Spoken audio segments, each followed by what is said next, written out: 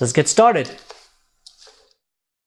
So the first thing that you want to do whenever you start doing your eyes is you put your eyes in world space, because your eyes always lock to things, you know, they never just drift around whenever your head is moving. So the feeling you're looking for is a feeling like this. Whenever your eyes, let's say you select your eyes, you put them in world space right here instead of head space, so that whenever you're rotating your head, let's say something like this, see how my eyes are stuck in the same place. This is how our eyes actually work, you know, it sticks to places. But there's a huge danger to this, because now your eyes will start to go into your head. Your eyes will, you know, you'll get places where your eyes will basically be all the way inside your head, just like this. Hold on, let me just show you. Stick your head and then you rotate your head. You'll get to places like this where you're looking towards something else. But look at what happens here on the, you know, in the eyes right here. The eyes are actually inside your head. So these are the places you have to be very careful.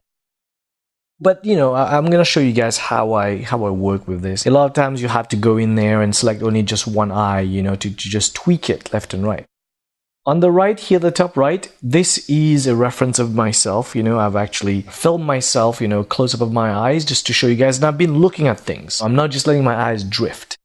I mean, if you're going to do this assignment, make sure you do the same thing. Look at something. Make sure you have things around you that you're looking at. Things that are far away, things that are close.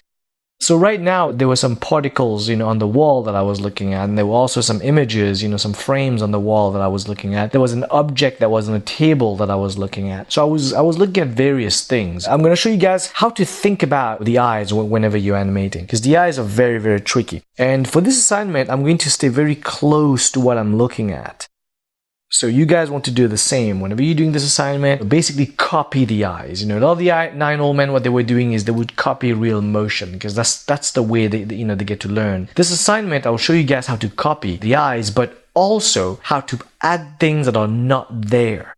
Because a lot of times you will look at stuff that's in the eye, you will put it in your animation, it doesn't look quite right. For example, you would look at your reference and there would be data that's missing, because it's so subtle that when you go to your animation, you have to push it. So what we're going to do here, we're going to copy the reference that you're seeing here. Then we'll do the same thing as we did with the body. We will add our own creative pass onto it, and we will exaggerate things here and there and find this, you know, tiny little motion that we can't even see, but that feels right if we put it in our eye performance. And also, I'm going to animate the head as well, just to give that sense of he's looking around, because you don't want just the eyes to be looking around. It doesn't feel right.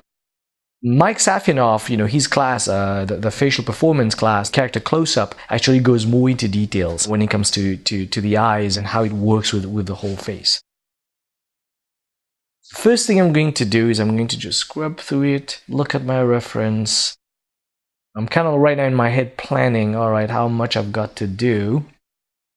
So first things first, I'm going to pose at first, you know, get that first pose working. So I'm going to select the head, rotate the head in a similar position, angle it down slightly. I don't need to angle it down all the way. Then this is the one control I'm going to use, and I am going to use only my translate. I'm going to move it, make sure I'm looking in the right direction. And then do I need to rotate it as well? I'm not sure if this rig needs to be rotated. Ah, look at that. I'm guessing you'll need a bit of rotation in the head as well. You probably don't need too much. So you might want to keep that in mind. This rig, you know, most rigs, you don't need the rotation in there, but this one seems like, you know, you need it. So if you look at this eye, for example, it's pushed even further. But for now, we'll keep it here, and then later on, we can go in there and tweak it.